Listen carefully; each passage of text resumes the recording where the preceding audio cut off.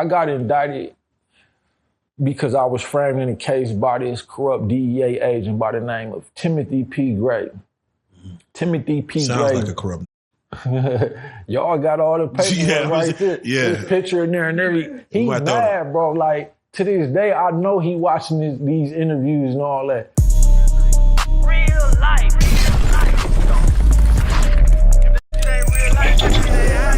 It ain't real life.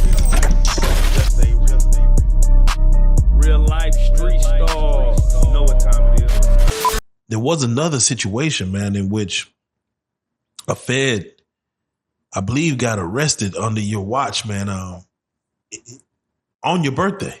Can you break that story down? Because, even that, we talk about coincidences and things of that nature. And this is one of those things where I'm like, nah, ain't no such thing as coincidence.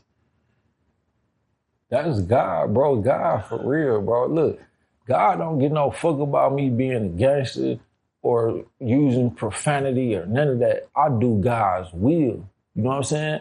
The way that I am is the way God want me to be to relate to the people who he trying to reach. And I done wrote books on my lessons from God. You know what I mean? So when I got indicted and the feds was trying to frame me in a case, God wasn't finna let them get away with no shit like that. God don't play like that, man. Not with his real ones. The ones who don't went on the front line about him. I went on the front line for God. Still on the front line for God. So I got indicted because I was framed in a case by this corrupt DEA agent by the name of Timothy P. Gray. Timothy P. Sounds Gray. like a corrupt nigga. Y'all got all the paperwork right there. Yeah. His picture in there and everything. He's mad, bro. Like, to this day, I know he watching these interviews and all that. He hate my goods, but look, so I sued him because he was trying to make me an informant, right? This was before I got indicted. Yeah. What do he offer you? What do he offer you? Like, hey, I need you to do this for us, and we're gonna give you. It was like, look, man, the streets fuck with you. You know what I'm saying? So we need somebody like you, and we don't like that nigga Joker, man. You know what I'm saying? If you can go about 3 bricks from him right now, we'll give you the money. However much he want for 3 bricks, we'll give you the money. We got to get this. We don't like that nigga though, man. We see him fuck all these white women and everything. You know what I'm saying? We got to get him off the streets. No, that's the type of time they be on though, bro. So he kept coming at me like that for like 3 years. Whole time, I'm not even knowing I'm under federal investigation. So then I get tired. I'm like, man, I'm finna sue this nigga. He ain't stopping. So I sued him 2 weeks later. They indicted me. So what for him, like what was his corruption though, if anything? Framing black man in criminal cases. Like, that's in the paperwork I done brought y'all, bro. That's really in there. Like, and for the record, that's why I started doing these interviews. You know what I mean? Like, it was an opportunity to follow through on my word that I gave R.Kelly, but it was also an opportunity to expose the federal government. Like, Timothy P. Gray is an Aryan Brotherhood member. He got arrested by doing a race rant on an Uber driver or a Lyft driver or something like that. And he's saying all type of racist shits. And I had already documented that he was calling me niggers, you know what I mean? He gonna do this and that if I don't work for the government. And by the grace of God, I love you, God, he got arrested on my birthday. That ain't no coincidence. That's divine intervention, and that's proof that God really real. You know what I mean? Because the whole time I'm asking God, like, God, you finna let me do all this time for something I ain't do? And God like, no, watch this. God showed up for me, so yeah. Okay, I have a question. Hey, when was the last time you really cried, and what was it about? Damn, let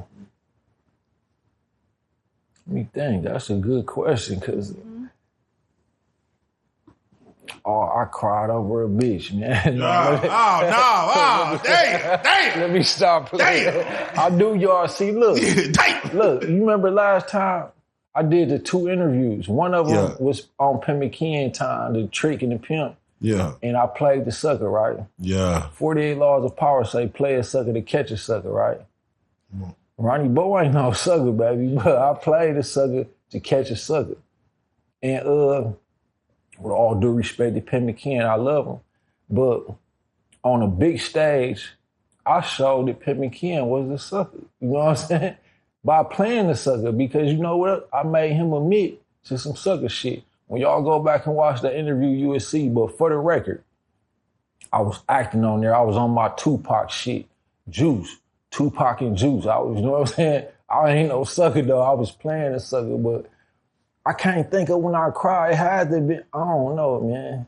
I mean, it must have been a long time ago. You know what? When my brother got killed, I cried like a bitch when my brother got killed, but that was my heart. Like, and I'm close to my mama, don't get me wrong, but me and my brother was closer than my mama. You know, me and my mama and anybody else, that was my heart. So, yeah. What was the situation with your brother, if you don't mind speaking on it? Man, they still don't know who killed him. I got my speculations, but before I actually act, I want to know for sure who killed him, because I don't want to be in prison for life for killing somebody innocent. You know what I'm saying? Nah, it's real. Okay, so a question. Would you rather have respect in your city or fame around the world? Niggas stupid, man, for wanting to have respect or fame. Anyway, if you don't got respect, man, I'm not finna go too far. Like, if somebody go too far not respecting me, they might get fucked up. But if you don't respect me, cool, man, stay over there. If you don't respect me in my presence, it's gonna go there. You know what I mean? As far as fame. Well, now she means more so respect from your city, from Milwaukee, or fame worldwide, or worldwide fame. I mean, do you rather your city respect you, or would you take the fame worldwide? Bro, I've been a legend in my city for 21 years. People been knowing who Ronnie Bo is in Milwaukee for 21 years. And when I got that type of respect and fame, I didn't like it. You know what I'm saying? Like, when you get this type of attention, I've been having attention since back then. Like, it started to get uncomfortable. You know what I'm saying? At some point, you want to go places where don't nobody know you so you can have peace of mind. You don't always want to be places and everybody, man, that shit uncomfortable as fuck. So, I mean, it depends. Like, when you want, it's nothing wrong with wanting clout. As long as you use your clout for a good reason, change the world or something. If you just want clout so you can fuck a certain female or certain females and so niggas could be on your dick, then that's some weird shit. But if you want clout so you can go tell the president, hey, look, man, free these brothers. They been doing 10 years for some weed, man. They shouldn't be in there. And it's cool to have clout if that's what it's for. You know what I mean? You saying clout should be a tool? Yeah, for used properly. Absolutely, used properly. Like, people just be wanting clout so a female could, be impressed by them, or a nigga. These niggas be seeming gay these days, man. They be caring about another nigga attention more than the female attention. I don't get it. Goddamn. So let me ask you then. When it comes to this clout stuff, do you feel street credibility is more important than business credibility? Like, do you feel like you being known as a street nigga is more important than your business acumen?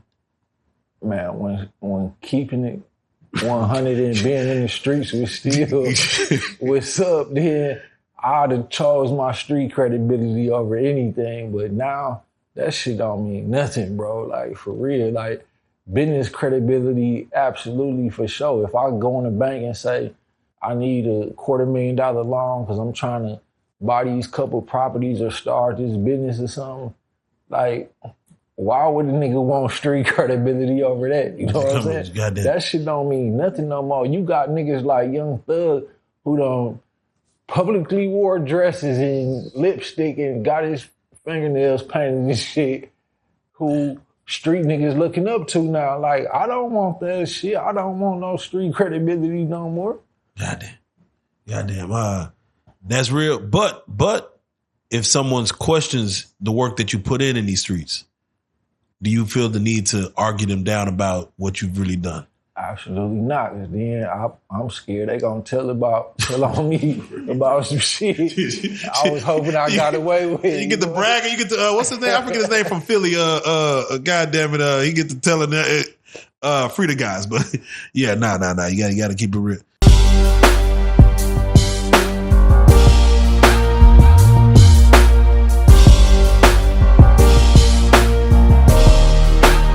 Shout out Reallyfe Street Starz, nigga. Move. Hey.